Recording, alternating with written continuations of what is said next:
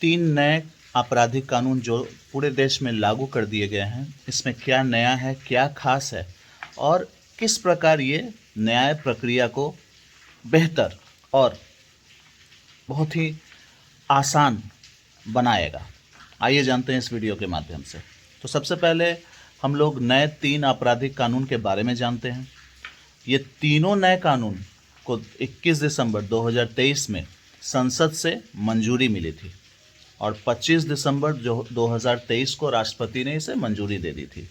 Indian penal code जो 1872 में लागू किया गया था, उसका नाम बदलकर भारतीय न्याय संहिता बीएनएस, याद रखिएगा, इंडियन पिनल कोड, उसको बदलकर भारतीय न्याय संहिता बीएनएस के नाम से जाना जाएगा। बीएनएस 163 वर्ष पुराने भारतीय दंड संहिता मतलब आईपीसी की जगह आया है। आईपीसी में जहां 511 सेक्शंस थे, वही भारतीय न्याय संहिता अर्थात बीएनएस में 358 सेक्शंस देखने को मिलेंगे। इसमें 21 नए अपराध जोड़े गए हैं। इसके अलावा 41 अपराधों में सज़ा की अवधि बढ़ा दी गई है, जबकि 19 सेक्शंस को निरस्त यानी हटा दिया गया है। इससे सभी लोग ये डाउट कर रहे होंगे कि बहुत सारे सेक्शंस को डिलीट कर दिया गया है, रिमूव कर दिया गया है, मगर ऐसी बात नहीं है, क्योंकि बहुत सारे सेक्शंस जो कम नज़र आ रहे हैं, उन्हें पहले वाले कुछ सेक्शंस को मर्ज करके एक सेक्शन बनाया गया है और इस प्रकार यह 511 से 358 सेक्शंस किया गया है। उसके बाद आता है CrPC, code of criminal procedure. इसके नाम को बदलकर भारतीय नागरिक सुरक्षा संहिता अर्थात बीएनएसएस कर दिया गया है, जो कि पुराने दंड प्रक्रिया संहिता, जैसा मैंने कहा, सीआरपीसी की जगह ले रहा है, जो कि 1973 में अमेंड किया गया था। इसमें सबसे खास बदलाव ये किए गए हैं कि अपराध से अर्जित आय को जब्त और कुर्की करने की प्रक्रिया को शामिल कर दिया गया है। 3 से 7 साल से कम सजा वाले अपराधों में प्रारंभिक जांच होगी और गंभीर अपराध की जांच डीएसपी स्तर के अधिकारी करेंगे। नए कानून में 35 सेक्शंस में समय सीमा जोड़ी गई है और इससे न्याय में तेजी की उम्मीद है। पुलिस को इन्वेस्टिगेशन रिपोर्ट 90 डेज में सबमिट करने होंगे। इसके अलावा महिला अपराधों को लेकर नए कानून के तहत अगर महिलाओं के खिलाफ अपराध होता है तो उसे किसी भी अस्पताल में मुफ्त में प्राथमिकी चिकित्सा का उपचार की सुविधा दी जाएगी।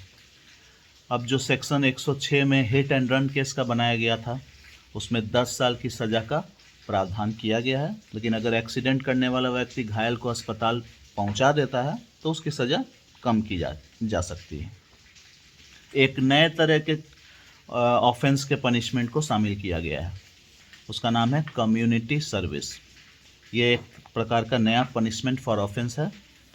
जिस प्रकार पहले life imprisonment, rigorous imprisonment, simple imprisonment, fine या फॉरफीचर ऑफ प्रॉपर्टी जैसे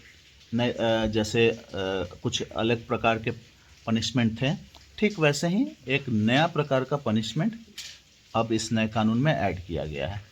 उसी का नाम रखा गया है कम्युनिटी सर्विस। इसका मतलब होता है ऑफेंस करने वाले व्यक्ति से किसी प्रकार की एक्टिविटी करवाई जाती है।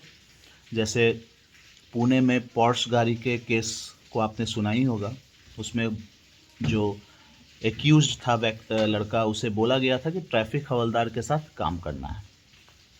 मतलब छोटे मोटे ऑफेंसेस के लिए कम्युनिटी सर्विस जैसे पनिशमेंट को ऐड किया जा रहा है।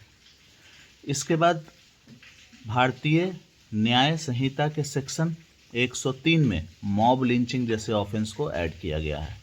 मॉब लिंचिंग का मतलब होता है कि जब बहुत सारे लोग किसी एक व्यक्ति की हत्या कर देते हैं।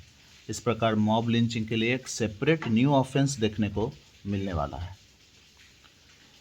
ऑर्गेनाइज्ड क्राइम एक नए प्रकार का ऑफेंस को भी आपको देखने को मिलेगा। ऑर्गेनाइज्ड क्राइम का मतलब होता है कि यदि बहुत सारे लोग मिलकर एक ऑफेंस करते हैं, जैसे किडनैपिंग, रॉबरी, एक्सटॉर्शन, तब इसको ऑर्गेनाइज्ड क्राइम माना जाएगा, जो भारतीय न्याय संहिता के सेक्शन 111 में आपको देखने को मिलेगा।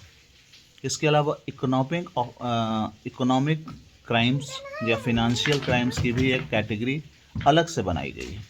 इसका मतलब होता है जैसे क्रेडिट कार्ड या डेबिट कार्ड के द्वारा पैसे के लेन देन में फ्रॉड करना, या फिर आपसे OTP मांग के आपके पैसे को आपके अपने अकाउंट में ट्रांसफ़र करना। ठीक उसी प्रकार एक अलग तरह का क्राइम ऐड किया जा रहा है इस बार, पेटी ऑर्गेनाइज्ड क्राइम। इसको शामिल किया गया है, जैसे ब्लैक में टिकट बेचना सिनेमा का, या फिर IPL को टिकट को ब्लैक में बेचना, गैम्बलिंग करना, स्नैचिंग करना, क्योंकि पहले IPC में थेफ्ट के सेक्शन में ही इसे शामिल किया जाता था। अब इस प्रकार के छोटे मोटे ऑफेंस को एक अलग से कैटेगरी दी गई है। कॉम्पिटिटिव एग्ज़ाम के क्वेश्चंस पेपर लीक करना जैसे अपराध को भी पेटी ऑर्गेनाइज्ड क्राइम में शामिल किया गया है। एक अलग तरह का एक्ट भी जोड़ा गया है, टेररिज्म के एक्ट को BNS के सेक्शन 113 में रखा गया है। जैसे देश के खिलाफ कोई एक्टिविटी करना, या देश की प्रॉपर्टी को नुकसान पहुंचाना, या फिर देश के साथ कोई इकोनॉमिक ऑफेंस करना। किसी महिला को झूठा वादा करके, जैसे नौकरी देने का वादा, शादी करने का वादा आदि पहचान छुपाकर उससे शारीरिक संबंध बनाया जाता है अगर, और उसके साथ सेक्सुअल असॉल्ट किया जाता है, तो पहले IPC में इसे रेप की कैटेगरी में रखा जाता था, लेकिन अब इसकी एक अलग कैटेगरी बना दी गई है। कमिट टू सुसाइड, जिसे IPC में पहले ऑफेंस माना जाता था, उसे भारतीय न्याय संहिता से हटा दिया गया है। और जेंडर के डेफिनेशन में जहां पहले इंडियन पिनल कोड में ही या शी को रखा गया था, वहीं अब इसे ट्रांसजेंडर